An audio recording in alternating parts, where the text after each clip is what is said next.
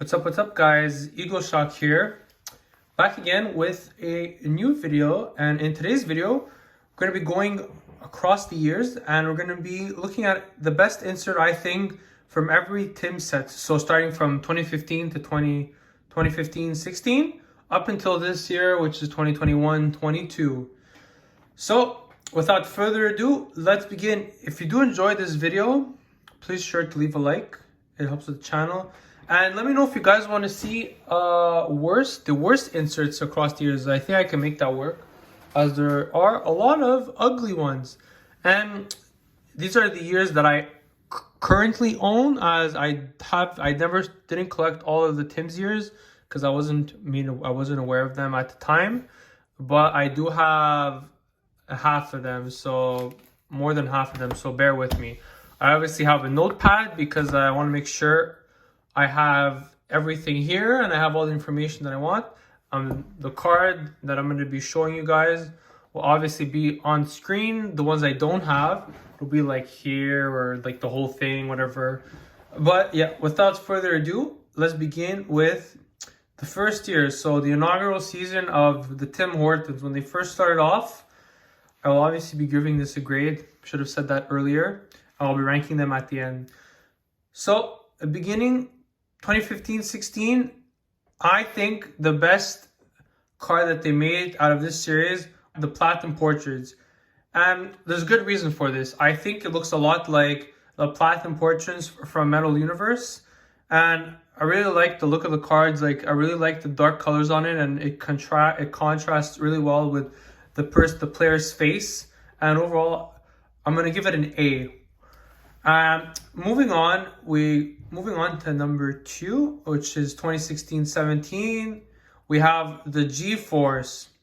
So I think this one's really nice. It reminds me of a card that you guys may be familiar with. Tim Hortons became popular because of that card, I'd say. I really love the use of the logo as the background, and as well as the color elements that they did with it, as it just brings the card alive and you really feel involved in it. As for that, I'm going to give it a B+.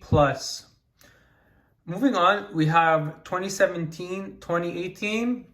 Not many cards that I did like, but there is one that stands out to me, is the Stat Makers, which surprisingly, because normally that type of card is normally not as nice, but I really think they did a good job, as the background makes it look like an action shot and it looks really nice. The only thing I will say is I don't like the gold on the logo. I think it could have been a bit improved. I don't know, maybe it's because I don't have the card in person, but I feel like there's too much of a color factor that doesn't sit well with me. So for that, it's gonna get a B. And moving on, we have our first one from the reveal. We have from 2018-2019, we have the first year of the Clear Cut Phenoms. As the first edition, it looks very nice, I will say so. Like, you see the nice color rainbow on the card. Very nice looking card overall. I will admit that the logo being on the top right is very clear. It indicates the card very well. And you get to know, let's say you're not someone who's familiar with teams, it makes it pretty evident as to what team the player plays for. So in this case, Patrick Laine is playing for Winnipeg Jets. While it doesn't say on the front, neither on the back, it does give you a clear indication of the logo and all that good stuff. And there's not too much to hate on this card, to be honest. I feel like it's a really nice card and they did a good job at it in their first year. And there's not much to hate, as you see all the particles, like there's the rainbow effect on it. It's really nice, the action shot that they use. I have no complaints on it. So for that, it's going to get the video's first S. I'm going to leave it here so you guys can analyze the ones that I have. Moving on, we have 2019-20. So for this one, we all know which one this is. Franchise Duos. I think this is a lot of people's favorites insert from Tim's, and it is my personal favorite. Nothing really comes close to these. These, I think, brought a lot of attention to the Tim Hortons sets. And there's nothing much to hate. I really like how the logo and the background blends really well with the players. And as you move the card around, it really reflects very well. And I think this franchise duos logo like really brings the card alive, and everything just kind of fits in very well. Like there's no wasted space on the card. Even on the back, you get information of both the players and everything fits very neatly. And you obviously have the logo again in the back.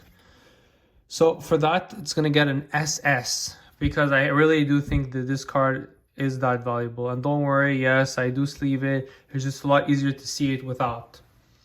Moving on, we have 2021. We have the NHL Canvas. I think as a collector of Tims, I feel like it's really nice. I feel like Canvas cards are not truly appreciated, but I feel like it does have a nice soft spot. Like the feeling of it, the irony in what I just said. It looks really nice. It is simple and it's plain compared to this year's. For those who have seen it, it's very simple. I really like the feel of it, and it looks a lot. I mean, this year obviously looks more polished, but it looks really good. Like there's nothing much to hate on it. You get some information about the player. Now I have the hiccups, of course, but it does look really nice, and the picture looks really good, and there's not much to hate about it. So for that reason, I'm giving it an A.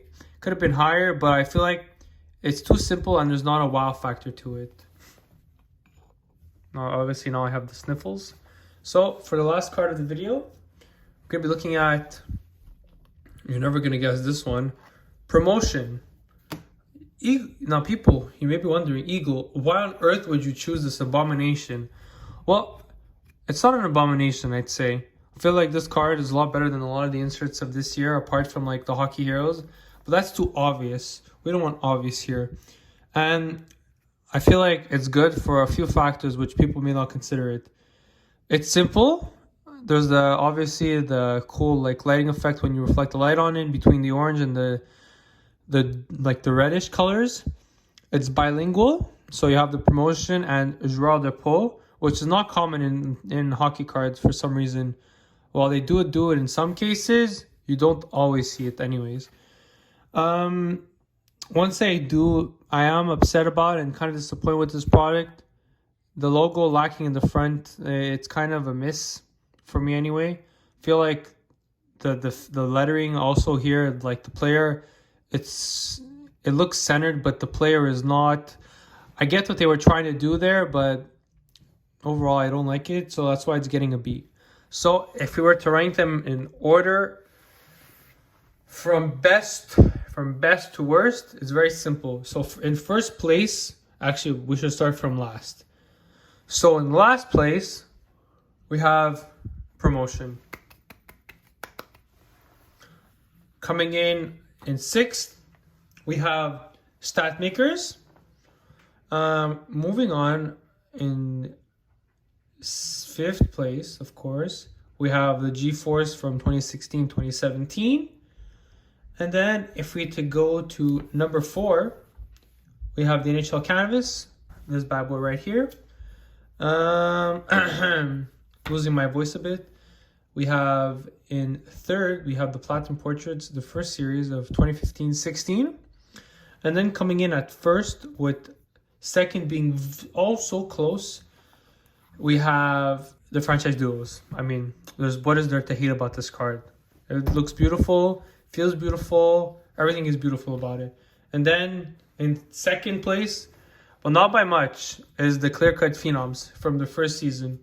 Really do like the look of all the cards, as I did put a fair amount of time into doing all the research and seeing, well, oh, maybe someone's going to like this one more, and their opinions, and you get the drill. But yeah, that's going to be it for it in today's video. I hope you guys enjoyed. I hope I wasn't too boring, and I'll catch you guys in the next one. Peace.